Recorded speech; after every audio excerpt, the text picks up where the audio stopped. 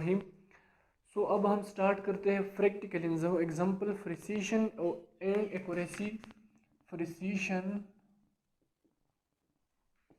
Plus accuracy for combine.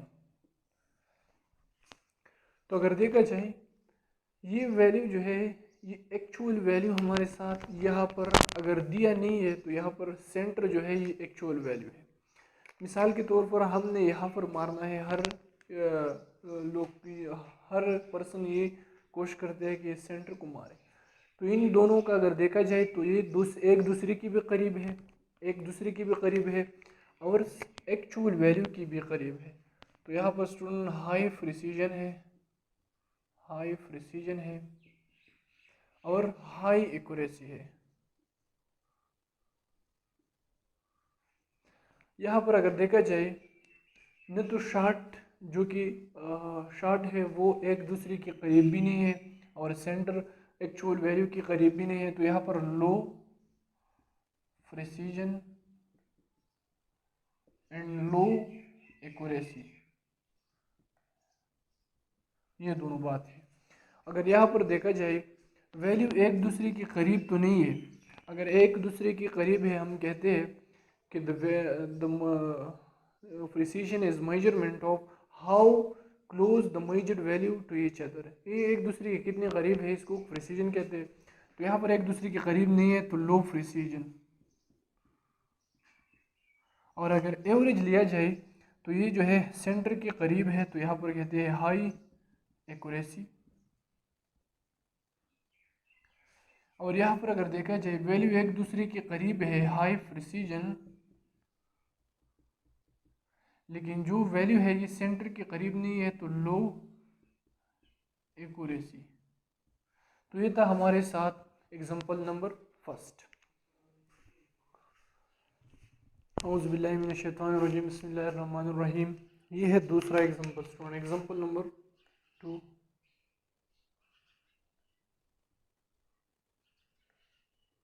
ये example number 2 है। अब देखो स्टूडेंट ये है बास्केटबॉल नेट है।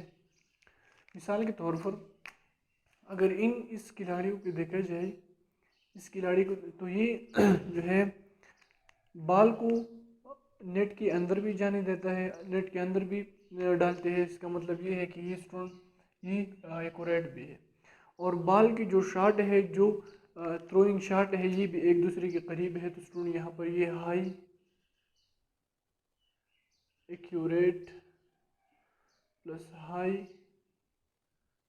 प्रिसाइज है स्टूडेंट। तो प्रिसीशन भी ज़्यादा है और एक्यूरेसी भी ज़्यादा है। अब अगर यहाँ पर देखा जाए तो ये इसके शॉट्स जो है ये एवरेज में स्टूडेंट नेट के अंदर है, एक्यूरेट है, लेकिन एक दूसरे के करीब नहीं है। तो high accuracy and low precision.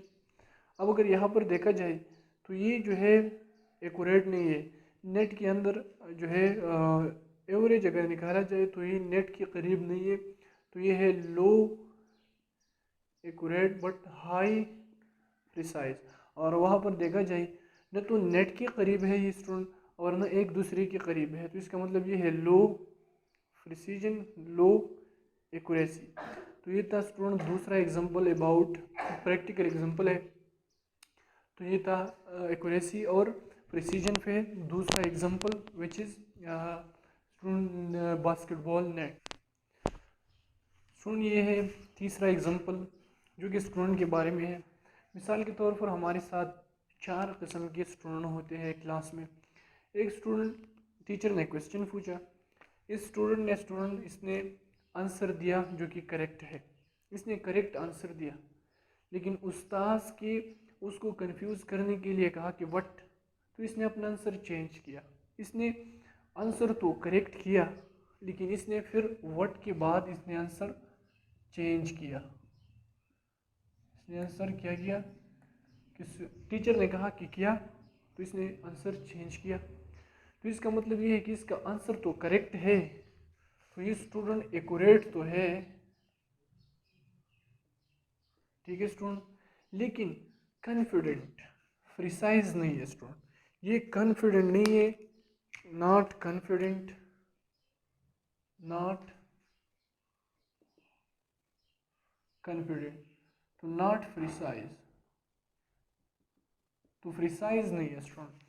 अब इस स्टूडेंट ने आंसर सही दिया, लेकिन उस्ताद के कहने पर उस्ताद ने कहा व्हाट, तो इसने आंसर नॉट चेंज, इसने आंसर चेंज नहीं किया, नॉट चेंज्ड, अपनी जो है आंसर पे साबित कदम भी रहा और आंसर भी इसका ठीक है। तो इसका मतलब ये है